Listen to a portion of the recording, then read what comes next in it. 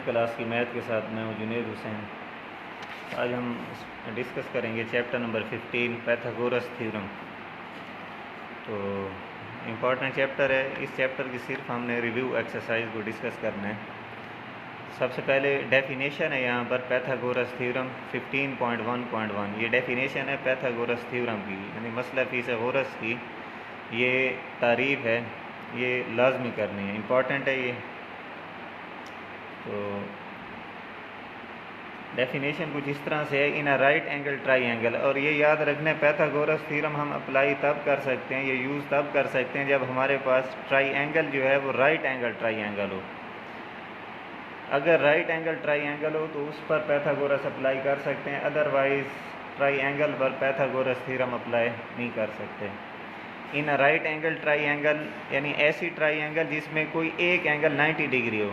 The square of the length of hypotenuse is equal to the sum of the squares of the lengths of the other two sides।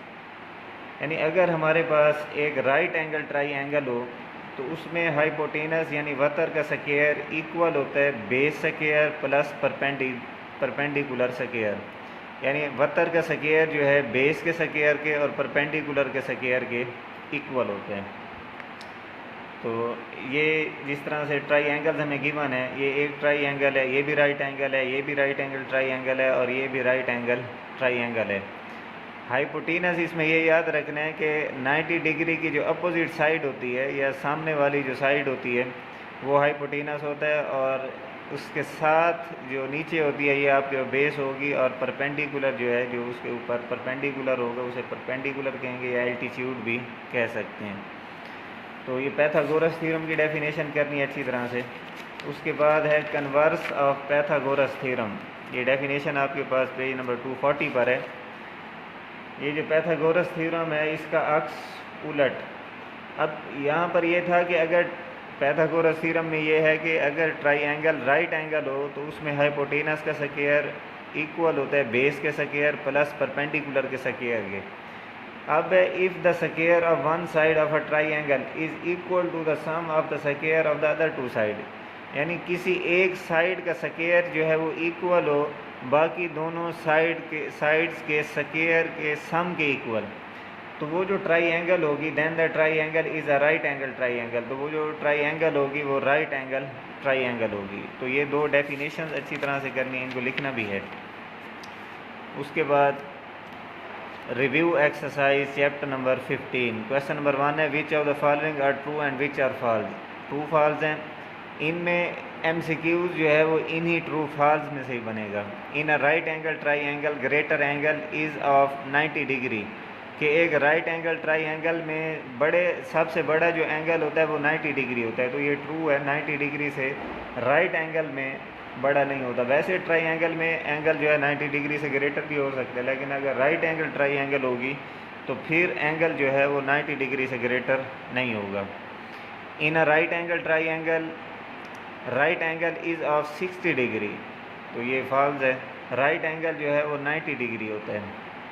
In a right angle triangle hypotenuse is a side opposite to right angle, तो ये true है कि hypotenuse जो होता है वो right angle की जो अपोजिट साइड होती है उसे हम कहते हैं हाइपोटेनस या वतर।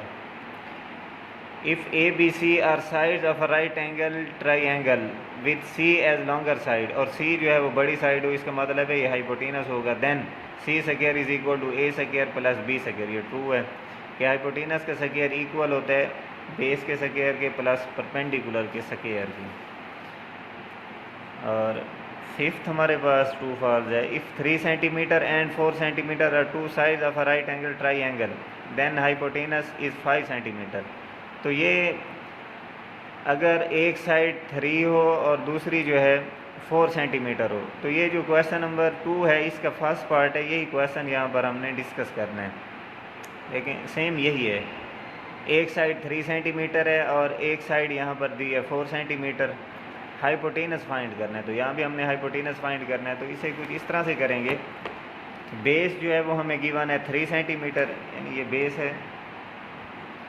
90 डिग्री के अपोजिट साइड जो हाइपोटेनस होता है तो base is equal to 3 centimetre, perpendicular 4 given है, hypotenuse is equal to X, ये हमने फाइंड करना है बाय पैथागोरस थ्योरम, मसला फिथागोरस की रूह से। Hypotenuse square is equal to base square plus perpendicular square, values put कर देंगे। हाइपोटेनस हमारे पास एक्स है, एक्स स्क्वायर, बेस जो है 3 सेंटीमीटर स्क्वायर हो जाएगा, परपेंडिकुलर 4 सेंटीमीटर होल स्क्वायर।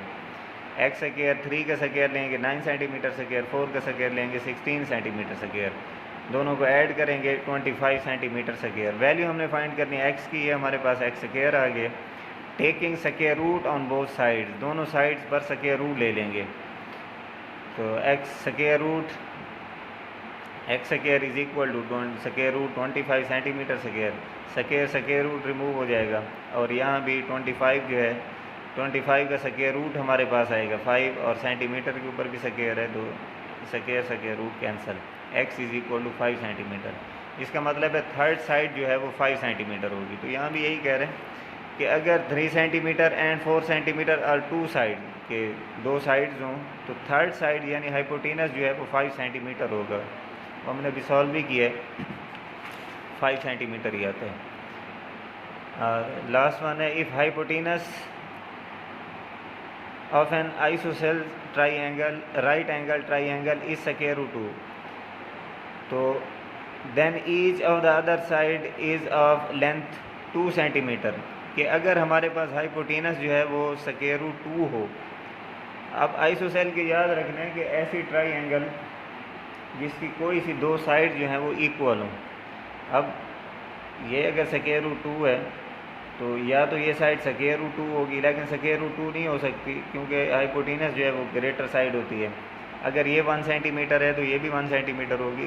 तो ये जो फिफ्थ है ये और ये क्वेश्चन ये एक ही है, यानी ये इस तरह समझ लें, इस क्वेश्चन की ये स्टेटमेंट है, वर्डिंग है यहाँ पर। तो ये भी आपने पैथागोरस थ्योरम अप्लाई करना है। हाइपोटेनस हमें स्क्वायर रूट 2 दिया हुआ है, बेस जो है 1 सेंटीमीटर है, परपेंडिकुलर यहाँ पर फाइंड करना है। तो ये आपकी असाइनमेंट है। क्वेश्चन नंबर 1 अभी हमने डिस्कस कर लिया, क्वेश्चन नंबर 2 भी सेम इसी तरह से है। हाइपोटेनस 10 सेंटीमीटर, परपेंडिकुलर 6 सेंटीमीटर और बेस जो है यहाँ पर हमने फाइंड करनी है।